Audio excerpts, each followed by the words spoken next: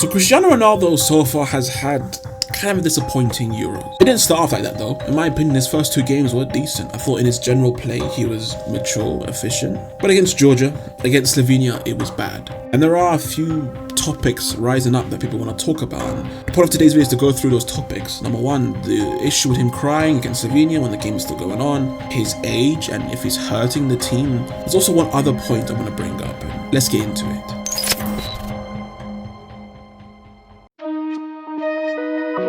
So the whole crying thing, I firstly think that is kind of telling of a whole different issue, but we'll get to that later. I don't think it's a big deal. Look, Cristiano Ronaldo sets expectations upon himself that far exceed everyone else's expectations of Ronaldo. He expects more from himself than anyone else does. It's a part of his whole killer elite mentality. And to get to a stage where he's been having a rough tournament and to have a penalty to take them through to the next round and then to miss and to hurt your side, to do that, to fail in such a way, it's got to kill you. To have the mentality of Ronaldo and then to know that you are the reason why you lost, or sorry, in this case did not win, that's got to hurt. So I don't think it's a big deal of him crying.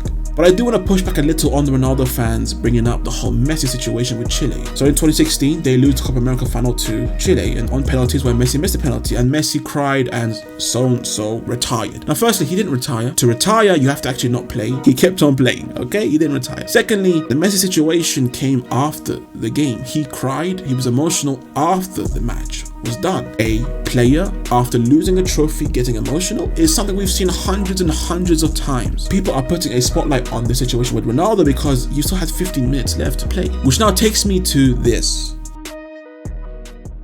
Cristiano Ronaldo, for the first time in my life, he looked mentally defeated. He looked like he gave up. That's so insane to me. If we go back 5 years and this exact same situation happens, the exact same situation, he misses the penalty in the 105th minute. In the wait for the second half of extra time, no way would he be crying. 5 years ago, he would have been thinking to himself, I'm going to win this game for my team in these next 15 minutes. But we fast forward to now on 39 and his thoughts are, can tell on his face, he just doesn't have it anymore. And he looks like he just gave up. You see, Ronaldo never ever needed his teammates to spur him on. He only needed himself, but he needed them against Slovenia, and it is surreal and it is showing of his age and his time, and he really is no longer the same player. And he, I think, finally in that moment finally recognized that. Now he did pick himself up straight away and took the penalty, but then after the game, when things settled down, he comes out and he says, this is my last Euros. Damn. Look, he's 39. It makes perfect sense. This is your last Euros. The fact that this was your 6th Euros is insane. But to say that after that incident, you can't tell me it's not connected. I think that moment, missing that penalty, the thoughts going through his head was the first time where he realized,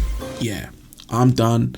I don't have much time left. And maybe I should have gone down the Toni Kroos route and retired way earlier. I'm bringing that up because for me personally, it's kind of insane. He's always been a mental rock, elite mentality, killer. No matter what, he's had times where he's been crushed by teams, crushed by opposition, but the mentality was always there. Yes, you'd seen him cry in other areas, but this time felt different. It felt, like I said, he was defeated. And that is for me kind of insane and the beginning of the end.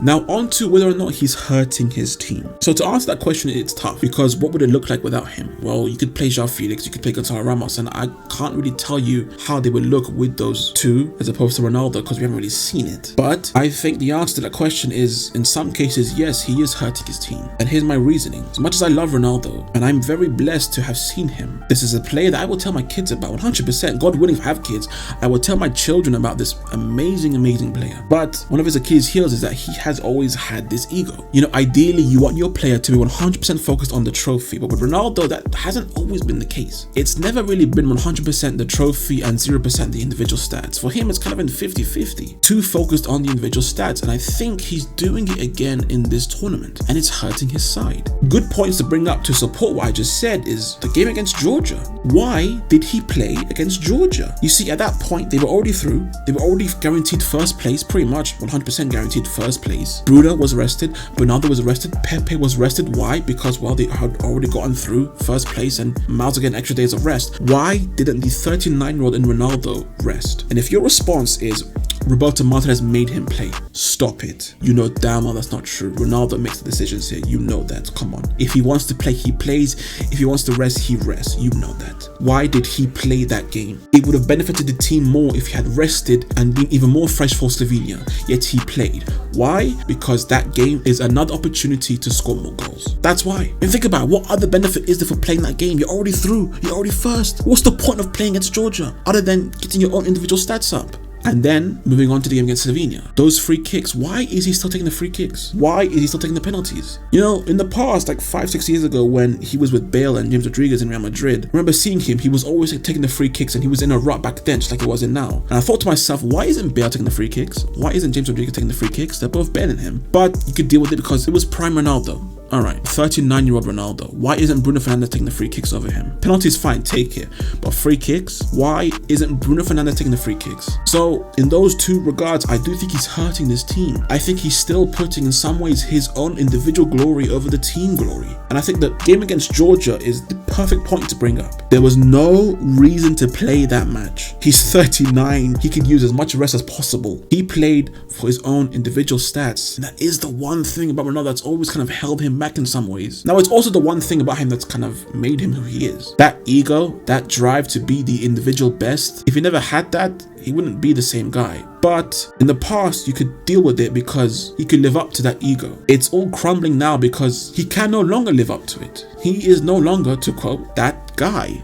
But to end this video, I still do want to say he could still be potentially that guy. When I say that guy, I mean the hero, the guy to score the winner. He will never be as good, never. But in knockout football, anything can happen. Staying up as a number 9, hoping to kind of just get that one chance, he could be the guy to get that chance and to put it into the back of the net against France. The possibility is still definitely there. Unlikely, yes, but possible. And Ronaldo has always done the unlikely in his career, so who knows? He has been an unbelievable player, and maybe his story isn't over just yet like we all think it is.